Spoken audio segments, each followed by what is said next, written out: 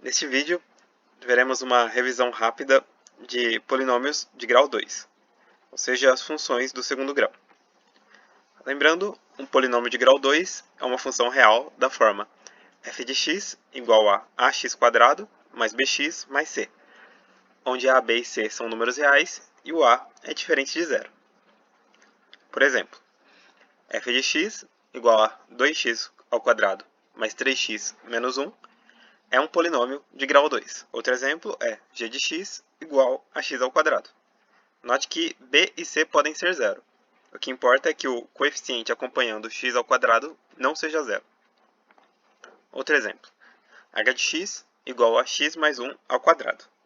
Não está nessa forma aqui. Contudo, se desenvolvermos, x mais 1 ao quadrado é igual a x² mais 2x mais 1. Então h é um polinômio de grau 2. Lembremos o gráfico de um polinômio de grau 2. O gráfico de uma função de segundo grau é uma parábola. Nós temos dois tipos de parábola que representam uma função do segundo grau. As com a concavidade para cima, como essa, e as com concavidade para baixo, como essa. Se nós temos um polinômio de grau 2, o que vai determinar a concavidade da parábola é o coeficiente que acompanha x².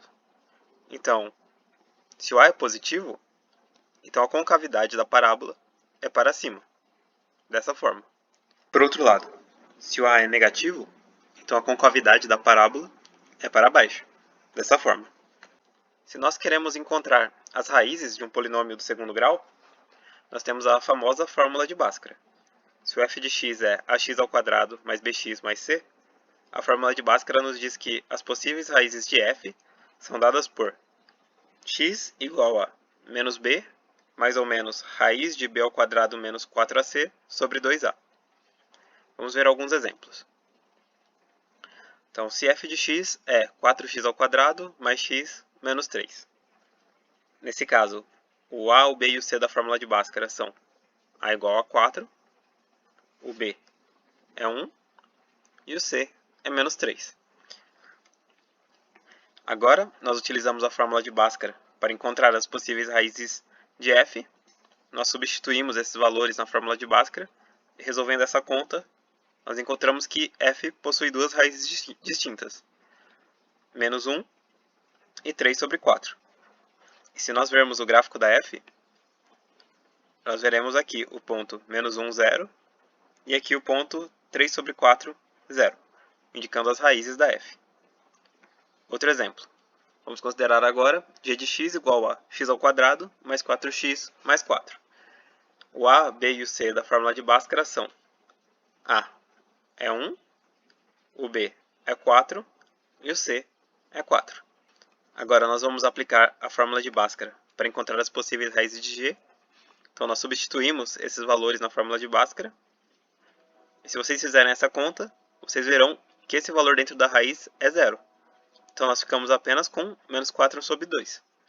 Ou seja, g possui uma única raiz, que é menos 2. Se nós vermos o gráfico de g, nós vemos o gráfico tocando o eixo x apenas no menos 2, 0 aqui. Outro exemplo, se nós tomarmos h de z igual a z² mais 2z mais 5. Esse é um polinômio do segundo grau, e o a, b e c da fórmula de Bhaskara são a é 1, o b é 2 e o c é 5. Agora nós vamos tentar aplicar a fórmula de Bhaskara para encontrar as possíveis raízes. Substituindo esses valores, se vocês calcularem isso aqui dentro da raiz, é menos 16. Agora, não existe nos números reais raiz de número negativo. O que isso significa? Que h não possui raízes reais. E de fato, se nós observarmos o gráfico de h, nós vemos que ele não toca o eixo x em nenhum ponto. Ou seja, h não possui raízes reais. Um ponto importante de uma parábola é o seu vértice. Lembremos que uma parábola sempre possui um eixo de simetria. Ou seja, esse lado da parábola é uma reflexão desse lado. Esse pontinho aqui, que toca o eixo de simetria na parábola, é chamado de vértice da parábola.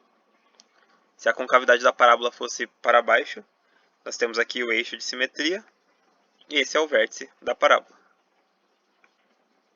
A partir da fórmula de um polinômio do segundo grau, nós podemos determinar as coordenadas do vértice da parábola. Então, suponha que a nossa função do segundo grau é ax² mais bx mais c. Seja delta igual a b² menos 4ac. Com essa notação, o vértice da parábola que f representa é o ponto menos b sobre 2a e menos delta sobre 4a. Lembrando que esse delta é chamado de discriminante de f. Então, exemplo. Se f de x é menos x² menos 2x mais 8. Então, nesse caso, o a é menos 1, o b é menos 2 e o c é 8. Aplicando a fórmula do discriminante, substituindo esses valores, nós temos que o discriminante é 36. Então, se nós aplicarmos a fórmula para encontrar o vértice da parábola, nós temos que esse vértice é dado por menos 1, 9.